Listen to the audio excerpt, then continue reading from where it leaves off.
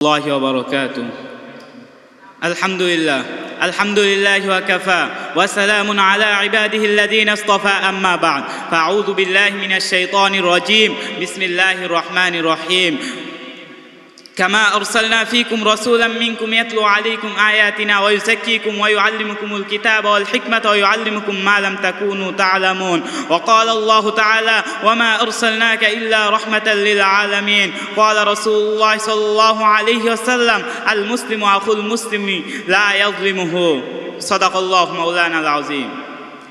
মার্কাজুল উলুম আল ইসলামিয়ার কর্তৃক আয়োজিত সাপ্তাহিক বক্তৃতা সেমিনারের সম্মানিত সভাপতি, বিজ্ঞ বিচারক মণ্ডলী, বাংলার দূর দূরান্ত থেকে আগত তাওহীদি জনতা, সবাইকে জানাচ্ছি আমার অন্তরের অন্তঃস্থল থেকে আন্তরিক মোবারকবাদ।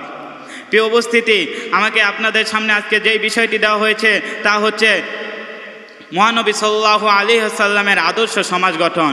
আল্লাহ তাআলা যদি তৌফিক দান করেন, উক্ত বিষয়ের উপর কিঞ্চিত পরিমাণ আলোচনা করবে ইনশাআল্লাহ। প্রিয় উপস্থিতি, 1450 বছর আগে রাসূল সাল্লাল্লাহু আলাইহি ওয়াসাল্লামের জন্মের পূর্বে এই দুনিয়ার অবস্থা ছিল অত্যন্ত শোচনীয়। প্রিয় উপস্থিতি, সেই সময় মানুষ মানুষকে খুন করত, দর্শন, রাহাজারি, ব্যভিচার, জেনা ইত্যাদি দ্বারা ভরপুর হয়ে গিয়েছিল। প্রিয় উপস্থিতি, তারা তখন তাদের সৃষ্টির মূল উদ্দেশ্য ভুলে গিয়েছিল। তারা ভুলে গিয়েছিল তাদেরকে কি জন্য সৃষ্টি করা হয়েছে। ঠিক তখনই মজলুম মানুষদের জন্য আল্লাহ তাআলা তুলে ধরলেন হযরত মুহাম্মদ সাল্লাল্লাহু আলাইহি ওয়াসাল্লামকে। হযরত মুহাম্মদ সাল্লাল্লাহু আলাইহি ওয়াসাল্লামকে প্রেরণ করার পর আল্লাহ তাআলা বললেন: ওয়ামা আরসালনাকা ইল্লা রাহমাতাল লিল আলামিন। হে নবী, আমি আপনাকে মানুষদের রহমত হিসাবে প্রেরণ করিয়াছি।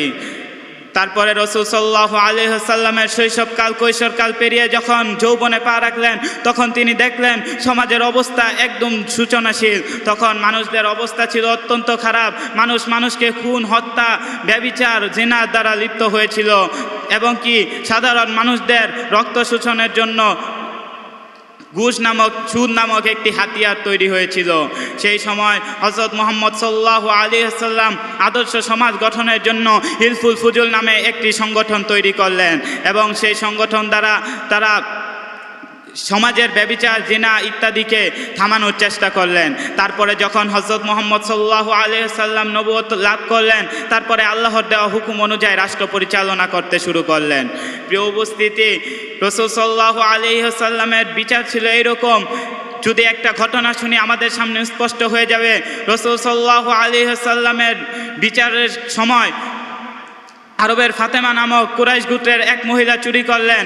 তারপরে অনেকে বলাবলি করলেন যেহেতু এই মহিলা কুরাইশ গোত্রের, রাসূল সাল্লাল্লাহু আলাইহি ওয়াসাল্লামের গোত্রের, তাই তাকে মাফ করে দেওয়া হবে।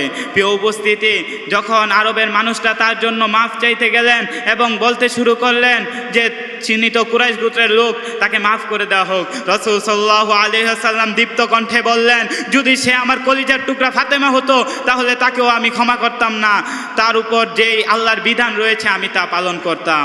প্রিয় উপস্থিতি, এখান থেকে বোঝা যায় রাসূল সাল্লাল্লাহু আলাইহি ওয়াসাল্লাম কী রূপ সমাজ প্রতিষ্ঠা করেছেন।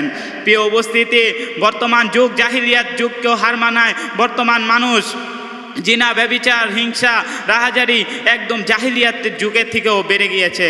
জাহিলিয়াতের যুগের মানুষ ছিল মূর্খ, তারা কিছু জানতো না, তাই তারা ভুল করত। কিন্তু বর্তমান ফ্যাশনের নামে জাহিলিয়াত যুগ পরিচালিত হচ্ছে।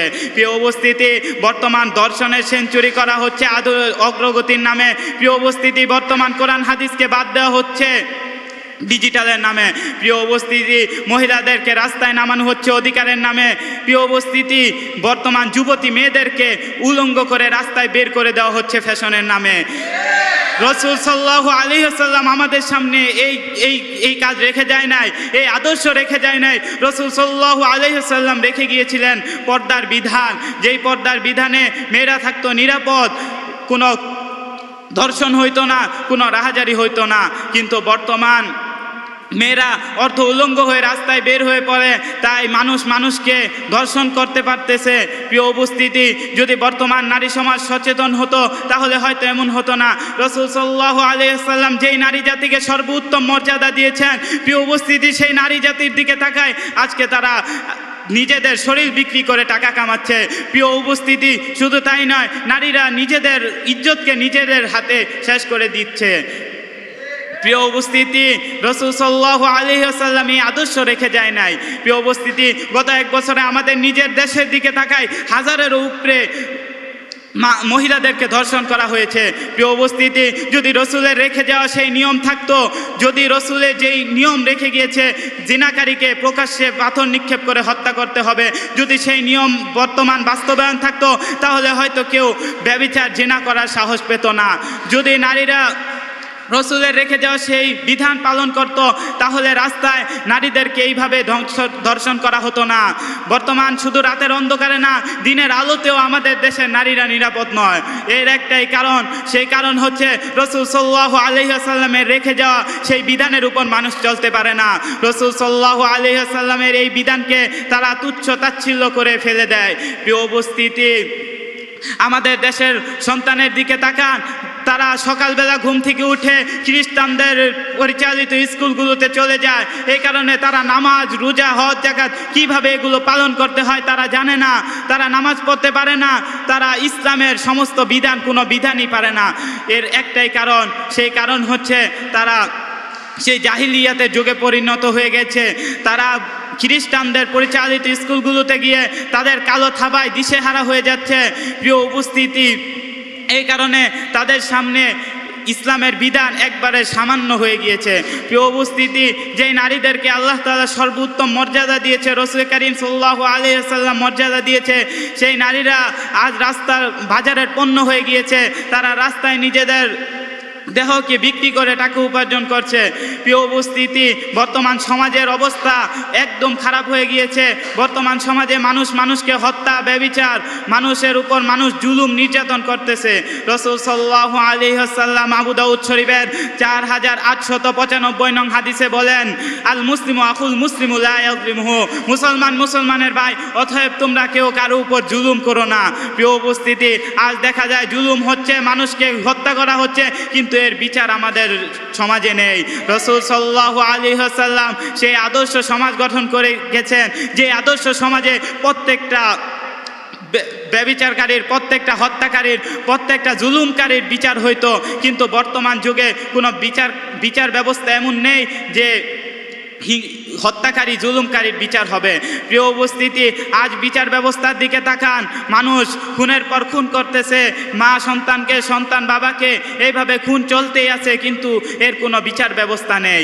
প্রিয় উপস্থিতি, আমাদের আদর্শ সমাজ গড়তে হবে, আর এই আদর্শ সমাজ গড়ার জন্য আমাদের যা কিছু করতে হয় আমরা সব কিছু করতে প্রস্তুত থাকতে হবে।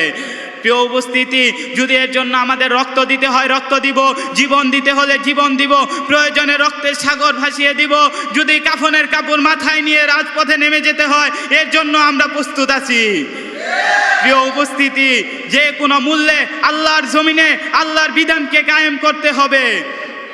প্রিয় উপস্থিতি, আমাদের শরীরে হযরত ওমর রাদিয়াল্লাহু তাআলা আনহুর রক্ত রয়েছে। প্রিয় উপস্থিতি, আমাদের শরীরে খালিদ বিন ওয়ালিদের রক্ত রয়েছে। প্রিয় উপস্থিতি, আমাদের শরীরে হযরত মুহাম্মদ সাল্লাল্লাহু আলাইহি ওয়াসাল্লামের সুন্নাত বিদ্যমান রয়েছে। প্রিয় উপস্থিতি, যদি আমরা বাতিলের বিরুদ্ধে না রুখতে পারি, আদর্শ সমাজ না গঠন করতে পারি, তাহলে রাসূলের সাল্লাল্লাহু আলাইহি ওয়াসাল্লামের রেখে যাওয়া সুন্নাত আমাদের সামনে একবারে তুচ্ছ হয়ে যায়। প্রিয় উপস্থিতি, রাসূলের রেখে যাওয়া সুন্নাতকে আমরা ছেড়ে দিতে পারি না। রাসূল সাল্লাল্লাহু আলাইহি ওয়াসাল্লাম যেই বিধান রেখে গেছে সেগুলোকে আমরা বাদ দিতে পারি না। তাই আসুন আমরা সকলে একসাথে আদর্শ সমাজ গঠন করি। এর জন্য যে কোনো বিনিময় আমাদেরকে আদর্শ সমাজ গঠন করতে হবে। প্রিয় উপস্থিতি, যদি আজ আমাদের সমাজ আদর্শ হতো তাহলে দেখতেন আমাদের দেশের মানুষ কতটা নিরাপদে থাকতো। প্রিয় উপস্থিতি, শুধু তাই নয়, মানুষকে খুন গুম হত্যা করতে পারতো না। প্রিয় উপস্থিতি, আদর্শ সমাজ গঠন করতে আসলে কিছু মানুষ আমাদের দিকে ফনা তুলে এগিয়ে আসে, তাদের বিষ দাঁত ভেঙে দেওয়ার জন্য আমাদের জিহাদ করতে হলে আমরা জিহাদ করে হলেও তাদেরকে এই দেশ থেকে বিতাড়িত করতে হবে এবং আল্লাহর জমিনে এক আল্লাহর বিধানকে কায়েম করতে হবে।